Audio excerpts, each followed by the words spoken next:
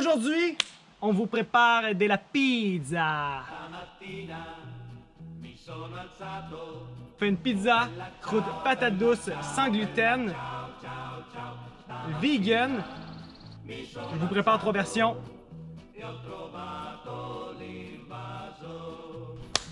Pizza! Pizza! Pizza, pizza! Pizza, pizza! Ah! C'est parti! Première étape, on va prendre des patates douces. On coupe les patates douces en gros cubes et puis on va venir faire bouillir ça jusqu'à ce que la patate douce devienne très molle. On commence avec la sauce à pizza, donc une canne de tomates. Ok. De faire une petite coupe de gousses d'ail.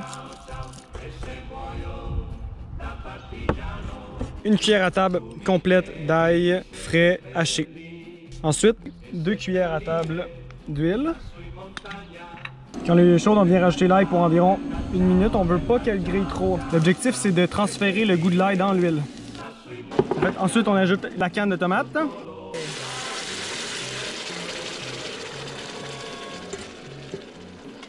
Et puis, on va laisser ça réduire. On va rajouter une cuillère à thé de sel, 2 cuillères à thé d'origan et une cuillère à table de basilic. Ensuite, venir bien mélanger. Ensuite, la croûte patate douce sans gluten. Donc, je vais prendre les patates douces et puis j'enlève la pleure. Puis pour calculer la patate douce, c'est vraiment important de venir calculer la patate douce lorsqu'elle est écrasée. Puis une demi-tasse bien tapée.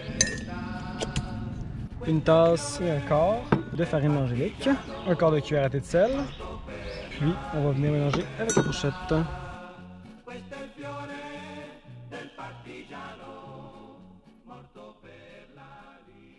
On vient rajouter une cuillère à table d'huile.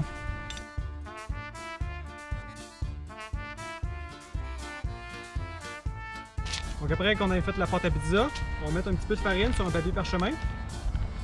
Juste pour pas que ça colle. Et voilà. Ensuite, sur le rouleau, s'assurer qu'il non plus ne colle pas. C'est parti. Là, on va sentir le niveau d'humidité. Et puis, là, je sens que la pâte a besoin encore un petit peu de farine pour pas qu'elle colle trop. Je vais lui remettre un petit peu de farine.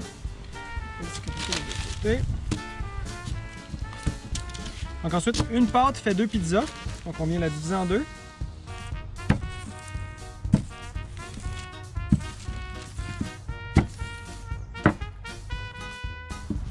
Bon, petite pâte là.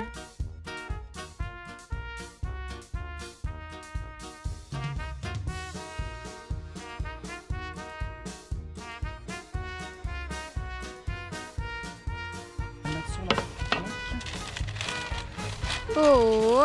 Et voilà. Like it cheap! Première pâte juste ici. De una!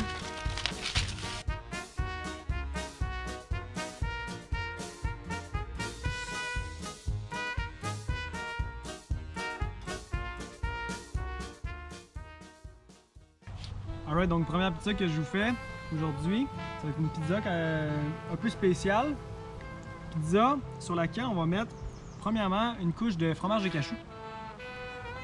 On va y mettre le fromage de cachou. Et puis sincèrement, une bonne couche. Et puis on s'assure ici de venir le mettre partout sur la croûte pour pas que la croûte sèche lors de la cuisson. Donc on a quand même une bonne couche, hein? Ouais. Donc je vais mettre un peu de fausse viande ici. C'est la viande de noix de Grenoble qu'on a dans le PDF gratuit que vous allez retrouver juste en dessous dans le lien. Puis voilà, on en met quand même beaucoup. Ouh, ça doit être crispy, hein, les noix de Grenoble qui cuisent comme ça, là. Le poireau. Des poireaux, là, ça réduit pas mal. Fait on va en mettre beaucoup. Mélanger un petit peu d'eau avec le fromage de cachou. Et puis, il va devenir coulant.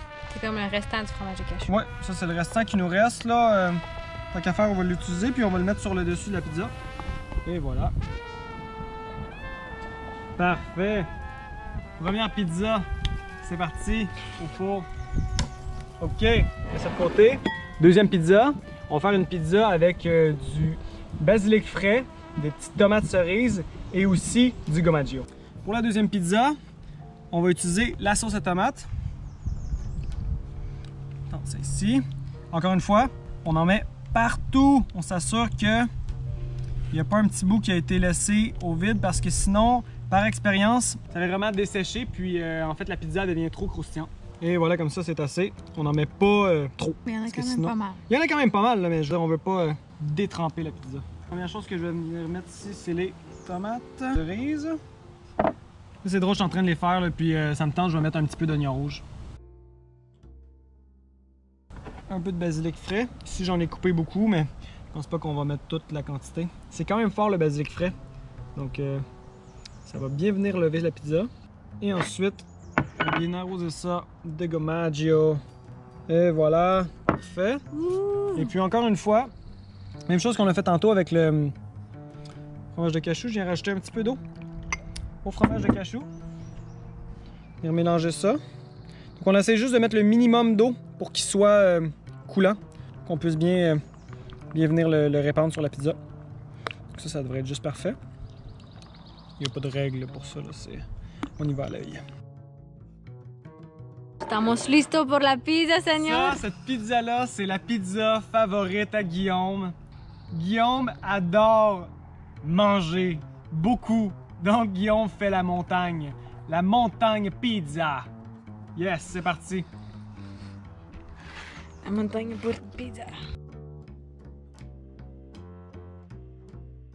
Et puis, comme la montagne le dit, on en met des légumes. Pas avoir peur, là. C'est pour les gros mangeurs. C'est notre recette secrète de notre voyage en Argentine. Zucchini, les champignons. Alright. Bien beau comme ça. Ensuite, le fromage de cachou. Et voilà. On va amener ça au four à 400 pour 20 minutes. Ouh, yeah! Hop, hop.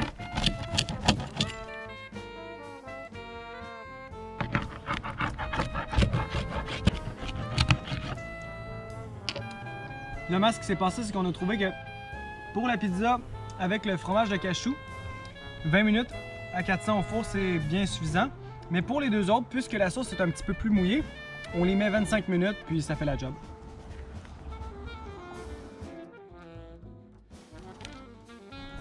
Donc en fait, on va goûter. On va commencer ici avec la...